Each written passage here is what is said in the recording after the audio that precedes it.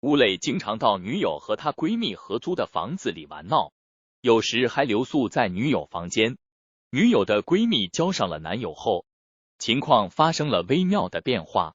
大家好，欢迎来到我们的侦查院频道，我是本期主播老黄瓜。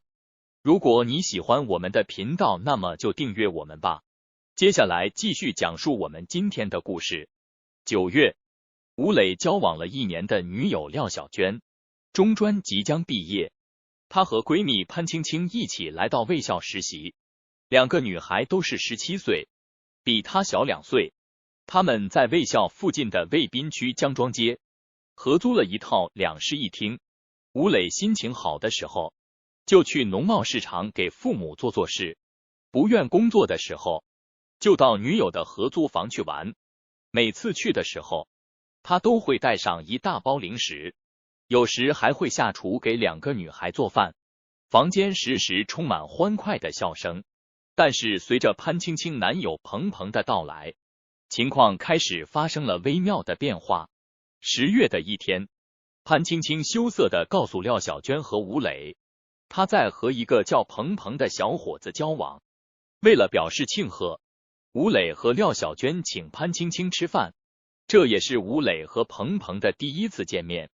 鹏鹏长得高大帅气，但是木讷寡言，和吴磊的开朗活泼、心无城府形成了鲜明对比。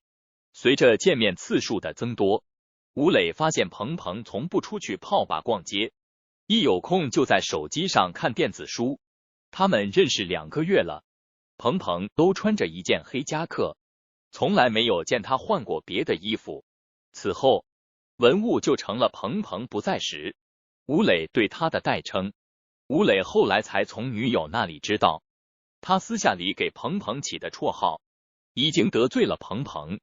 其实在私下议论别人，给别人起绰号都是容易得罪人的行为，但是自己并不容易察觉。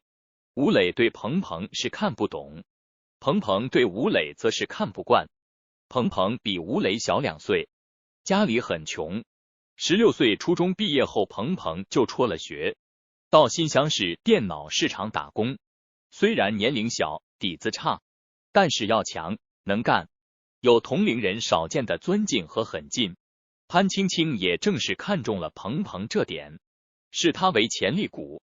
吴磊听女友说，鹏鹏认为吴磊简直就是个败家子，因为家庭条件不错，加上父母对他放养惯了，他一向心无城府。与女友廖小娟交往1年多后，吴磊和他已经跨越了男女底线。有时到女友那里玩的时候，2个人情之所至，会缠绵在一起。房间隔音效果不好，难免会传到隔壁。吴磊想，反正今后他和廖小娟是准备结婚的，有这样的亲密行为也无可厚非。但是他忽视了女友的闺蜜和她男友鹏鹏的感受。他的行为在鹏鹏看来简直和流氓无异，倘若仅仅停留在观感不好这一层，面倒也罢了。很快，其他连带问题也来了。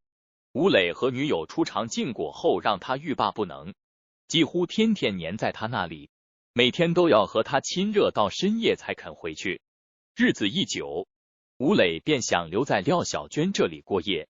廖小娟起初不同意，觉得这样对潘青青很不方便。吴磊表示潘青青那由他来搞定。一天晚上，吴磊在廖小娟房间里磨蹭到11点还没走。按照习惯，潘青青每天都是等他走了之后再进卫生间洗澡。由于吴磊一直不出来，他只好坐在客厅里不停地按着电视遥控换台。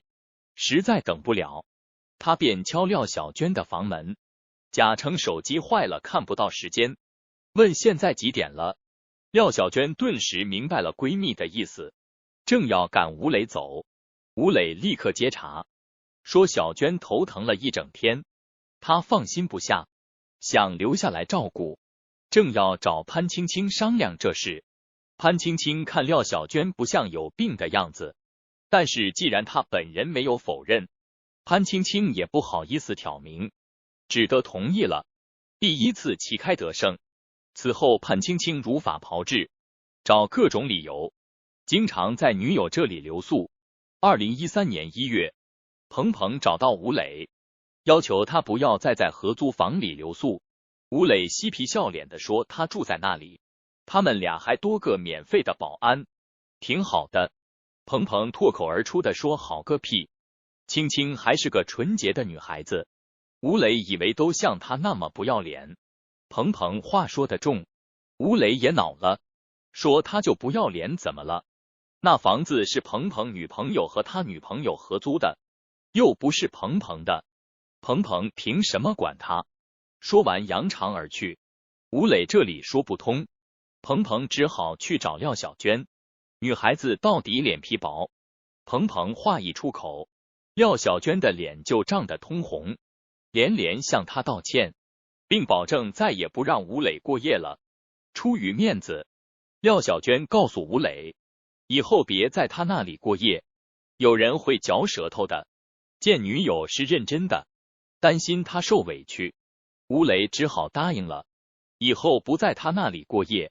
吴磊是顺了女友，但是女友内心的委屈却没有消散。他认为彭彭找他谈话，让他赶走吴磊，是受了潘青青的指使。潘青青有什么不直接给他说，而拐个弯让他在男生面前出丑，这让他被觉得没面子，也因此对潘青青很不满。同时因为他坚决不让吴磊过夜，吴磊不再像从前那样每天黏着他，这让他倍感失落。他和潘青青变得不冷不热。这天，潘青青因为来例假肚子疼，临时找廖小娟替半个小时的班。廖小娟居然当着一大群护士的面直接拒绝了。潘青青下不了台，当时就哭了。彭彭哄潘青青说，反正现在吴磊也不在房里过夜，他们的目的达到了，让潘青青买点小礼物哄哄廖小娟。潘青青果真买了一盒巧克力送给廖小娟，两个闺蜜之间的冷战算是结束了。然而树欲静而风不止，情侣之间的冷战不期而至。潘青青和彭彭可能都没有想到，他们处心积虑地赶走了吴磊，不让他在女友处留宿。这一目的不但没有达到，女友更加依赖他了。于是廖小娟就默许了吴磊在他那里留宿。潘青青也不敢再说什么。彭彭本想再次找廖小娟交涉，但是潘青青死活不让。他提出要是彭彭实在觉得这样不好，就替他另租一套房子出去住。女友的话一下子戳到了彭彭的疼处，一套最简单的房子，月租也得1000块以上，而他月收入加起来才3000多块，微薄的薪水，彭彭还得分做几份，一份给老家的父母寄生活费，一份给即将上大学的弟弟攒学费，所剩不多的工资留下来当生活费。见彭彭不吭气，潘青青失望地说算了。当他没说，他就继续忍着好了。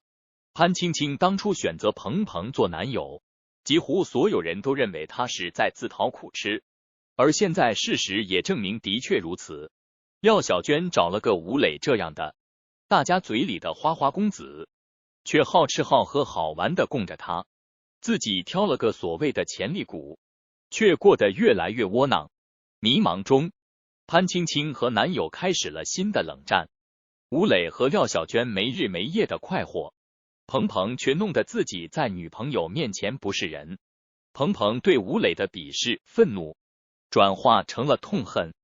起初吴磊完全不知道这些，在他看来，在女友这里留宿只不过是热恋男女中再正常不过的选择。他决定大人大量，不和彭彭计较。当然，他也觉得强行留宿不是办法，必须想一个好办法，让自己能光明正大的住下。2013年2月的一天，当4个人再次在合租房里齐聚时，吴磊主动把彭彭拉到一边，说兄弟问他个事。彭彭可得说实话，想不想和潘青青那个？彭彭简直不敢相信自己的耳朵。嫌弃吴磊在说什么，而吴磊却越说越来劲。没等他说完，鹏鹏已忍无可忍地打断了他的话。在鹏鹏看来，吴磊的话是对潘青青的侮辱，更是对自己的侮辱。看到鹏鹏双目奔张，青筋暴起，吴磊有些摸不着头脑，赶紧说当他没说过。他不知道他的这一提议深深的刺激到了鹏鹏。鹏鹏决定无论多难都要多挣点钱，另外租套房子，让潘青青远离吴磊。恰好此时，他由原来的仓库保管被安排到店面做营业员，于是他开始接私单，偷偷让顾客留下电话号码，通过另外的渠道拿货，再以比店面价更低的价格送货上门。2013年底，吴磊家位于近郊的房子要拆迁，按面积可以拿到至少200万元的补偿款。他的父母准备用这笔钱给他在市区置办一套新房子。吴磊将这一消息告诉了女友，女友当即喜形于色。很快，女友便将情况告诉了闺蜜，并称自己很快就要搬走了。吴磊和女友2个人都没有什么城府，认为这件事对于他们和鹏鹏、潘青青来说都是好事，毕竟大家不用再为隔音、上厕所等琐事而红脸了。但他们真的错了。案发后，鹏鹏向警方交代，得知吴磊通过拆迁的方式获得了他梦寐以求的房子时，内心的失落是巨大的。鹏鹏没有想到，这个花花公子居然这么轻易就飞黄腾达了，而他还不知道哪天才有出头之日。鹏鹏心里很不是滋味，但是想到马上就可以不用再见到吴磊，不用另筹一笔巨款去重新租房，他又强打精神高兴起来。接下来的时间，4个人的关系进入前所未有的蜜月期，一派和平喜乐。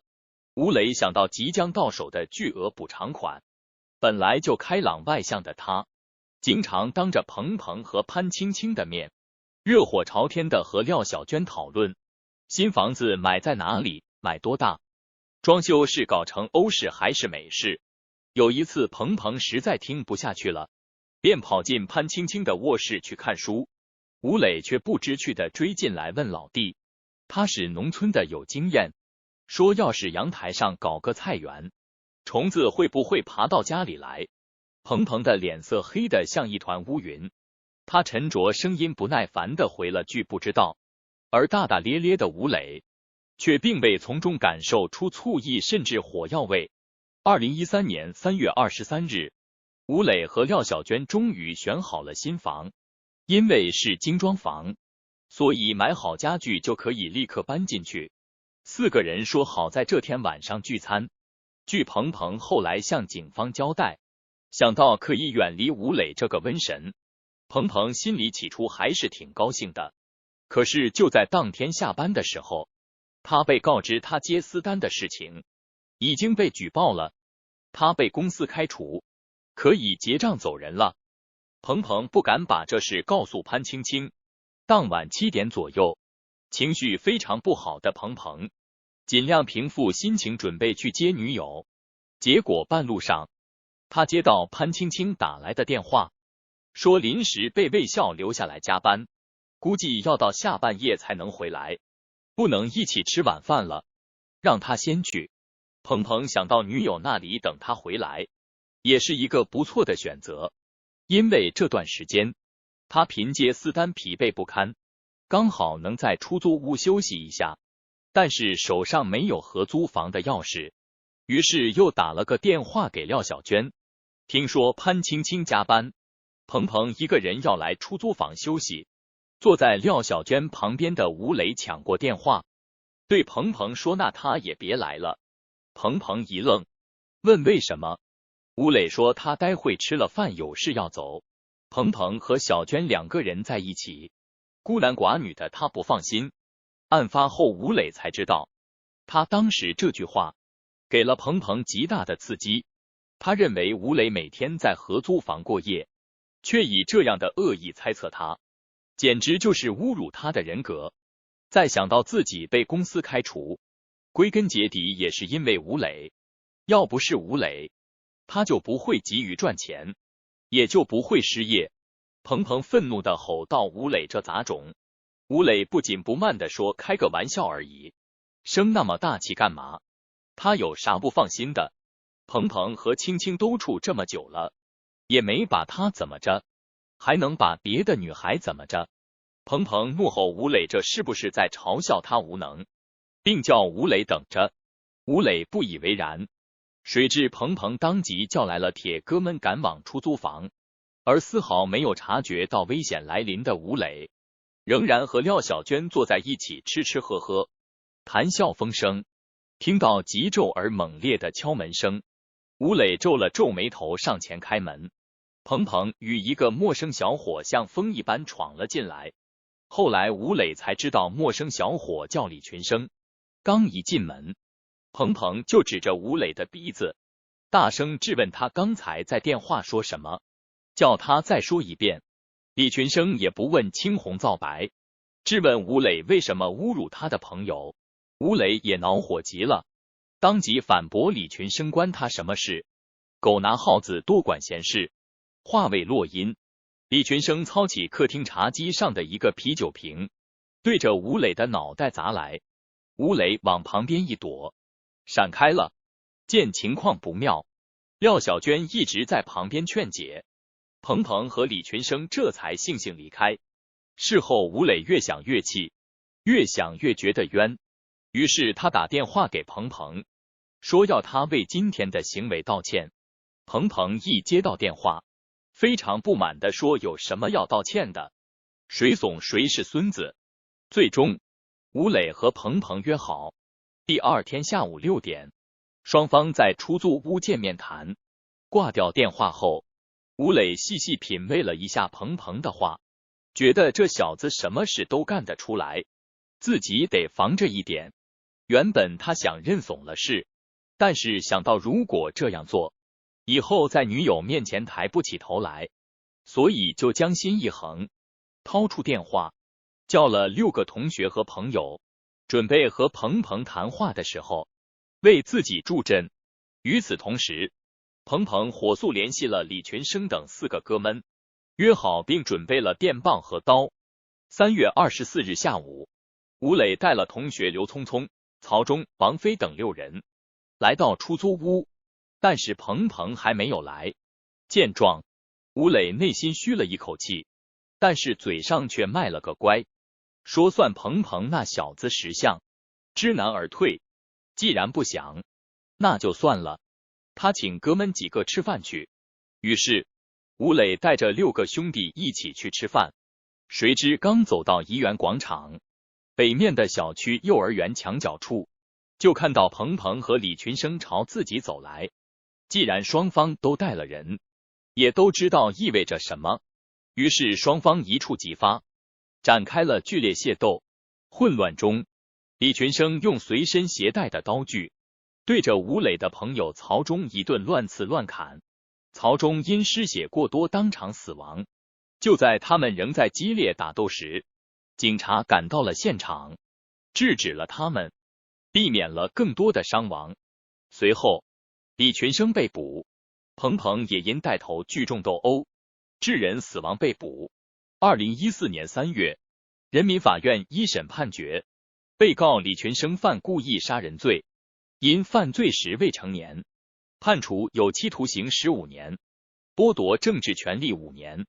判决被告鹏鹏犯故意杀人罪，判处有期徒刑15年，剥夺政治权利5年。李群生服从判决，鹏鹏提出上诉。2015年，高院驳回上诉，维持原判。如今鹏鹏和李群生仍在狱中接受改造，而吴磊则对因他而死的朋友曹忠充满了内疚。倘若不是他请曹忠过来帮忙助阵，他不会遭此横祸。年少殒命，爱情这个东西很私密，而同居则是私密中的私密。将如此私密的行为暴露在第三者甚至更多外人的面前，本身就很危险。好了，本期故事到此结束，我是主播老黄瓜。如果你有什么想和我们说的，请在视频下面留言告诉我们吧。